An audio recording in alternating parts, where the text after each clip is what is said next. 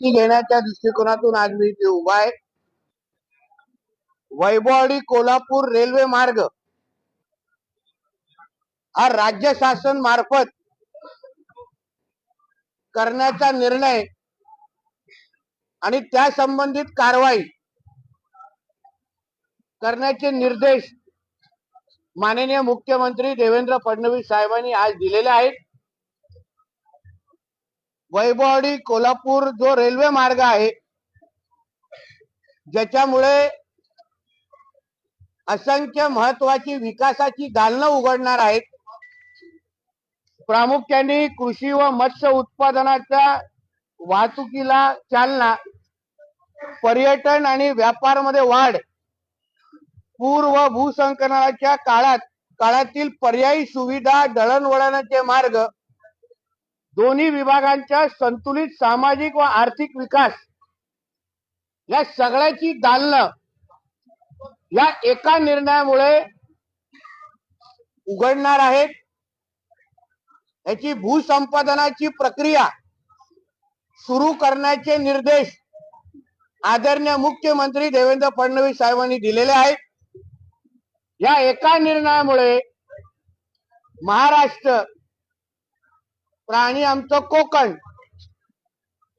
आर्थिक विकासाच्या दिशेने अतिशय गतिमान पद्धतीने आमची वाटचाल सुरू होणार आहे। या निर्णयासंबंधित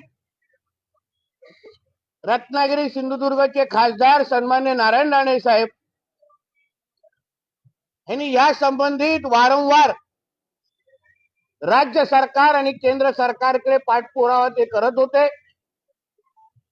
त्यांच्याही या निर्णयामध्ये आम्हाला मार्गदर्शन लाभलं आणि म्हणून आज जो आदरणीय मुख्यमंत्री साहेबांनी वैभववाडी कोल्हापूर रेल्वे मार्ग हा राज्य शासनामार्फत करण्याचा जो निर्णय घेतलेला आहे, त्याचा मी बंदर विकास मंत्री म्हणून, सिंधुदुर्ग जिल्ह्याचा पालकमंत्री म्हणून मी मनापासून स्वागत करतो। या एका निर्णयामुळे मोठ्या प्रमाणामध्ये रोजगाराची संधी आमच्या तरुण तरुणींसाठी तयार होणार आहे। मनी ऑर्डर संस्कृती जी मोठ्या प्रमाणामध्ये आमच्या कोकणामध्ये वर्षानुवर्ष सुरू होती, म्हणजे आमच्या कोकणातले तरुण हे मुंबई, पुणे, नाशिककडे जे जायचे नोकरीसाठी, धंद्यासाठी, व्यवसायासाठी, या अशा निर्णयामुळे ते परत एकदा आपल्या मूळ गावात, मूळ जिल्ह्यात रोजगाराच्या दृष्टिकोनातून परत एकदा परतीचा प्रवास करण्यासाठी निश्चित पद्धतीने सुरू करतील असा माझा ठाम विश्वास आहे।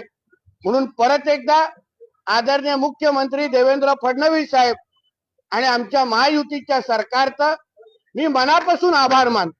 धन्यवाद। आता सुरू होणार आहे, आता भूसंपादनाची प्रक्रिया सुरू होणार आहे आणि आता टप्प्याटप्प्याने जेवढा लवकर होईल तेवढा लवकर हे काम पूर्ण होईल। आमचा प्रयत्न आहे फार कमी काळात, टाइम बाउंड काळातच या पूर्ण प्रक्रिया ही पूर्ण होईल, जेणेकरून व्यापार, उद्योग, धंदे, नोकरी या सगळ्या बाबतीमध्ये आमचं कोकण अग्रेसर राहील।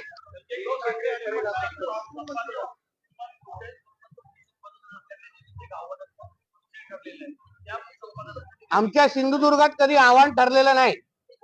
N66 हायवे जो मुंबई गोवाचा हायवे आहे, त्याला बघा 99.9% आमच्या सिंधुदुर्गामध्ये पूर्ण झालेला आहे। कुठलंही आव्हान असेल पण सिंधुदुर्गाची जनता ही विकासाच्या दृष्टिकोनातून सकारात्मक मानसिकता ठेवणारी आहे, कोकणातली जनता आहे। म्हणून कितीही अडचणी आल्या तरी हा प्रकल्प आम्ही वेळेत पूर्ण करू। नक्कीच गेम चेंजर ठरणार आहे, कारण का या एका रेल्वे मार्गामुळे मोठ्या प्रमाणात उद्या आंबा, काजू, दूध उत्पादन सगळ्या बाबतीचे दालनं उघडे होणार आहे। जयगड बंदर असो, रेडी बंदर असो, असंख्य ही जी विकासाची दालनं, विकासाचे महामार्ग, विकासाचे रेल्वे मार्ग याच्या बाबतीमध्ये आपण आजपर्यंत चर्चा करत होतो, आम्ही केंद्र सरकारकडे पाठपुरावा करत होतो, पण आमचे आदरणीय देवेंद्र फडणवीस साहेबांनी अतिशय सकारात्मक भूमिका घेतली आणि या बाबतीमध्ये पहिलं पाऊल त्यांनी टाकलेलं आहे। नक्की मिळेल आता रोजगार, आता रेल्वे मार्ग जेव्हा सुरू होतात तेव्हा दळणवळण सुरू होतं. आंबा, काजू, मत्स्य व्यवसाय या सगळ्या बाबतीमध्ये मोठ्या प्रमाणामध्ये चालना भेटे आणि निश्चित पद्धतीने सरकारला पण त्या बाबतीत उत्पादन म्हणजे त्याचं उत्पादन वाढतं किंवा महसूल भेटतं. थँक्यू. नाही, या बाबतीमध्ये आहे काय कोचरेकर साहेब, तुमच्या कोकणासाठी एवढा चांगला निर्णय आहे. तुमचा वेगळा प्रश्न वेगळ्या पत्रकार परिषदेसाठी ठेवा. या प्रकल्पासाठी किती बजेट वगैरे किती अपेक्षा आहे? आता याचे आज निर्णय झालेला आहे, निर्देश दिलेला आहे. आता बजेट निश्चित होईल, भूसंपादनाची प्रक्रिया सुरू होईल. जसं टप्प्याटप्प्याने या बाबतीमध्ये बजेट तयार होईल त्या बाबतीत तुम्हाला माहिती दिली जाईल. आमच्यासाठी आनंदाची बातमी एवढीच आहे की वैभववाडी रेल्वे जो मार्ग आहे त्याला हिरवा कंदील मिळालेला आहे आणि त्याच्यामुळे निश्चित पद्धतीने कोकणासाठी हा एक ऐतिहासिक आणि गेम चेंजर निर्णय आहे. अजून कोणाचा असणार? आमच्याकडे कॉपीराईट आहे आता. पर्यावरणाला हे नाही का नुकसान? सर्वात महत्वाचं मॅडम, कारण का जो स्थानिक आमचा बाजारपेठ आहे, आंबा, काजू, मत्स्य व्यवसाय या सगळ्याला चालना या माध्यमातून मिळणार आहे. जेव्हा कोकण हा पश्चिम महाराष्ट्रावर जोडला जातो तो मोठ्या प्रमाणामध्ये आमच्या बाजारपेठाला फायदा भेटतो. दरडोई उत्पन्नामध्ये वाढ होते. आज आमचं सिंधुदुर्गाचं दरडोई उत्पन्न जवळपास 2.5 लाखाच्या घरात आहे. आमच्या सगळ्यांची असा मानस आहे की ते 4.5 ते 5 लाखाच्या घरामध्ये जावं आणि त्यासाठी हा प्रकल्प अतिशय महत्वाचा ठरणार आहे.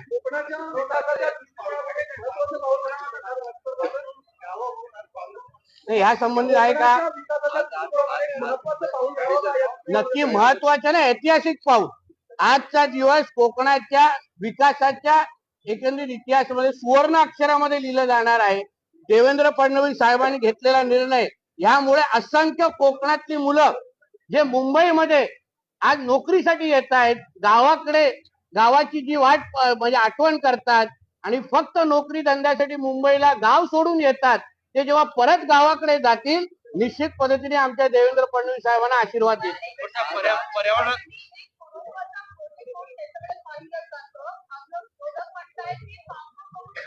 नाही, या बाबतीमध्ये काय आहे का मला माहिती आहे तुम्ही कशावर येत आहे मॅडम.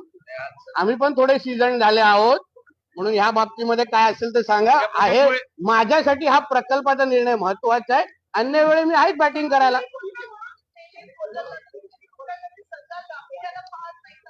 अजून किती गांभीर्याने पाहिलं पाहिजे, किती गांभीर्याने. आज तुम्ही विचार करा या एका निर्णयामुळे, जसं तुम्ही मी काय बोललो, आमच्या कोकणातल्या काही लोकांना विचारा, त्यांना आपलं गाव सोडून गावचं घर सोडून तुमच्या सकट मुंबई, पुणे, नाशिक, नालासोपारा, वसई, विरारला आपण राहतो की नाही, गावाची आठवण येते की नाही. मग फक्त जत्रा असो, गणेश उत्सव तेव्हाच गावी जायला मिळते.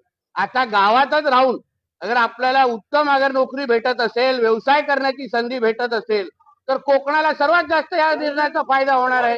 याच निर्णयासाठी तर, याच प्रकल्पासाठी तर आदरणीय राणे साहेब असतील, निलेशजी असतील, सगळेचे सगळे आम्ही सगळेजण आम्ही पाठपुरावा करत होतो आणि त्यामुळे आदरणीय देवेंद्र फडणवीस साहेबांचा आम्ही मनापासून आभारच मानतो. अरे तू एकटाच बॅटिंग करतोय बाबा, दुसऱ्यांना दे.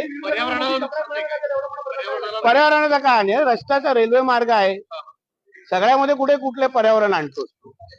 चला.